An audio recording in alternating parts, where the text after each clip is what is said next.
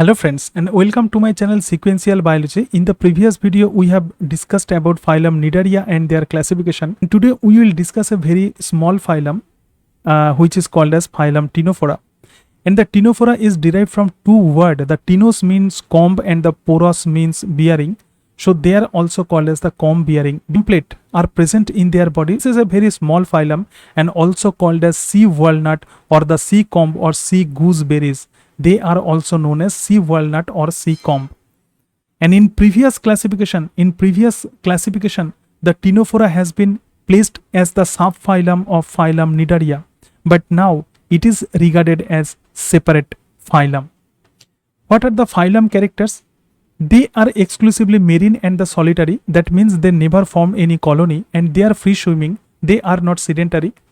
And we have seen that the Cnidarian polyp are usually sedentary, but here all the organisms are free swimming. So they are solitary, but they are also free swimming. They do not show any polymorphism and no attached stage can be found. And the biradial symmetry, this is very, very important.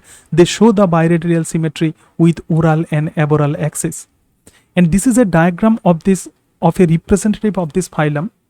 You can see the ciliated complete 1, 2, 3, 4, 5, 6, 7, 8 and the 8 ciliated complete are present, and for this reason they are also known as comb jelly, and there are present two large lateral tentacles are there, and they have oral and aboral surface. This is a very simple diagram of this phylum.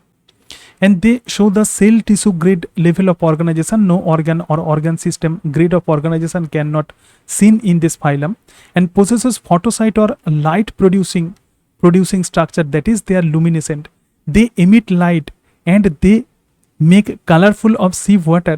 They increase beauty of sea water, so they are bioluminescent and their body is transparent.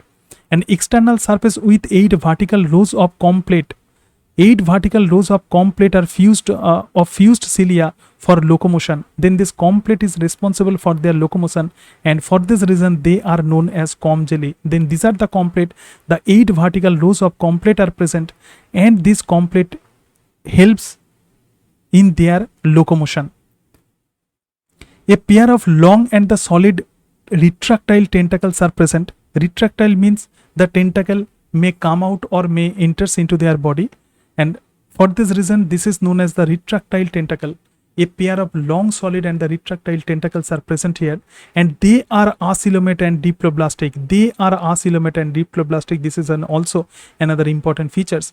Outer epidermis, inner gastrodermis and the middle jelly-like mesoglia are present, and this mesoglia contains different cells and fibers, and usually these fibers make their skeletal system.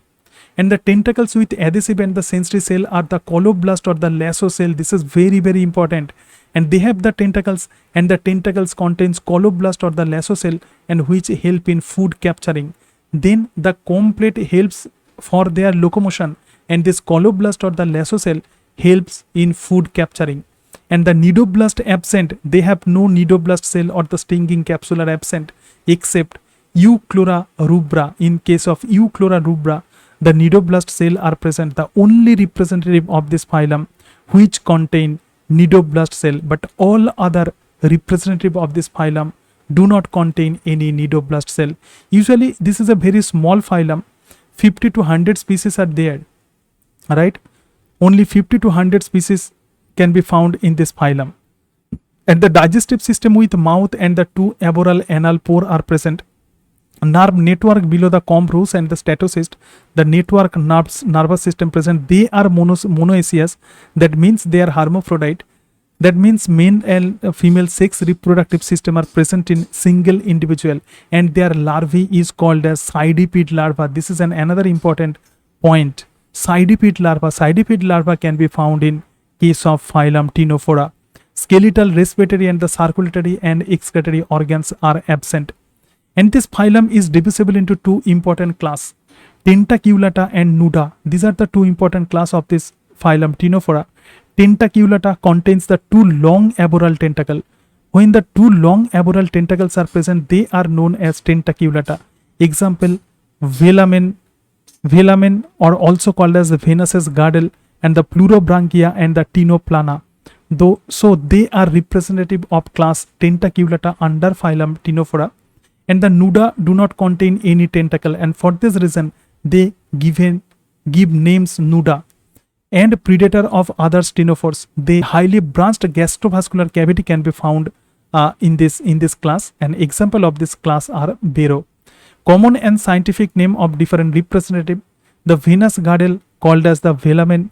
So velamen is also called as venous girdle, and the pleurobranchia also called as sea walnut, and the Bero is also called as swimming eye of cat. Diagram of Bero, and which is under class nuda, and no tentacles are present here, and also they are included under class nuda, and only the swimming plate are present. Then these are actually phylum characters and classification of phylum Ctenophora. This is a very small phylum, and in the next class we will discuss about characteristic features of phylum Platyhelminthes and their classification.